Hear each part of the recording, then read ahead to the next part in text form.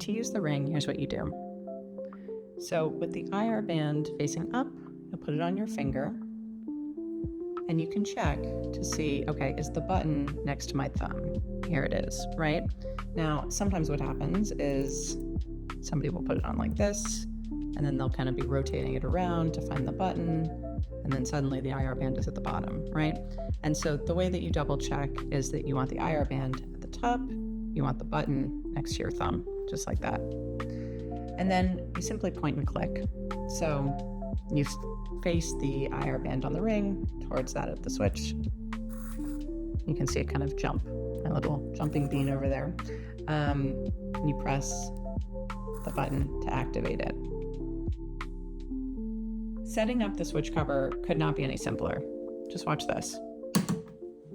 So it magnetically attaches. Lift up your ring, point, and click. That's it. There's absolutely no Wi-Fi, Bluetooth, no apps, no passwords.